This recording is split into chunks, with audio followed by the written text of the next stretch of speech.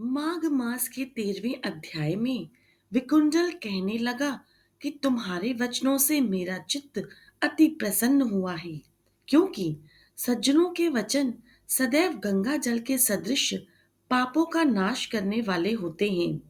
उपकार करना और मीठा बोलना सज्जनों का स्वभाव होता है। जैसे अमृत मंडल चंद्रमा को भी ठंडा कर देता है। अब कृपा करके आप यह भी बतलाइए कि किस प्रकार मेरे भाई का नरक से उद्धार हो सकता है।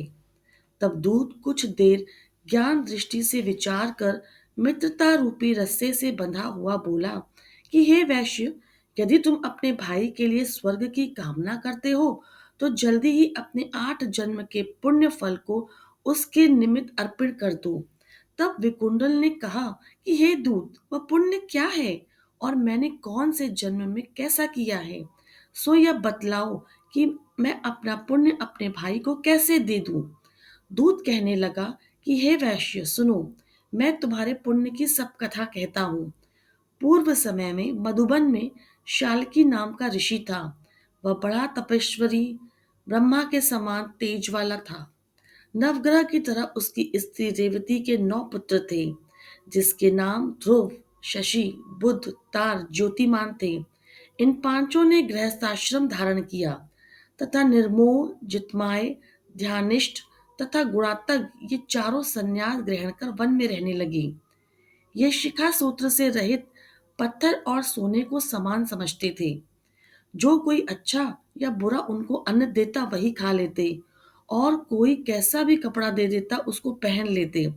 सदैव ब्रह्मा के ध्यान में लगे रहते। इन चारों ने व्रत, शीत, निद्रा और आहार सबको जीत लिया। बस चर अचर को विष्णु रूप समझते हुए मौन धारण करके संसार में विचरते थे। ये चारों महात्मा तुम्हारे घर आए।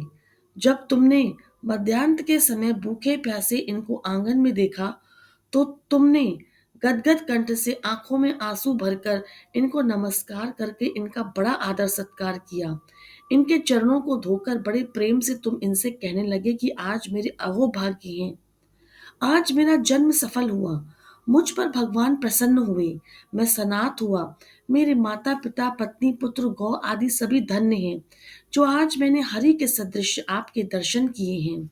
सो हे वैश्य, इस प्रकार तुमने श्रद्धा से उनका पूजन किया और चरण धोकर जल को मस्तक से लगाया, और विधि पूर्वक इनका पूजन करके तुमने इन सन्यासियों को भोजन कराया।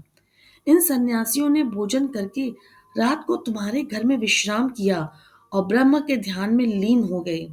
इन सन्यासियों के सत्कार से जो पुण्य तुमको मिला, सो मैं कहने में भी उसे असमर्थ हूँ, क्योंकि यह सब भूतों में प्राणी श्रेष्ठ है।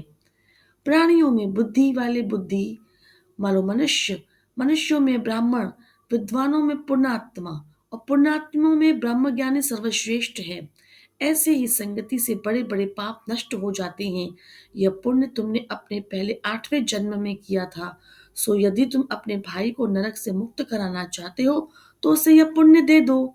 सो दूत के ऐसे वाक्य सुनकर उसे प्रसन्नचित्त होकर अपना पुण्य अपने भाई कुंडल को दे दिया, और वह नरक से मुक्त हो गया और दोनों भावतार भाई देवताओं से पूजित किए गए। तब दूत अपने स्थान को चले गए। इस प्रकार वैश्य के पुत्र विकुंडल ने अपना पुण्य देकर अपने भाई को नरक की यातना से छुड़वाया। सो हे राजन, जो कोई इस इतिहास को पढ़ता या सुनता है वह 1000 गोदान का फल प्राप्त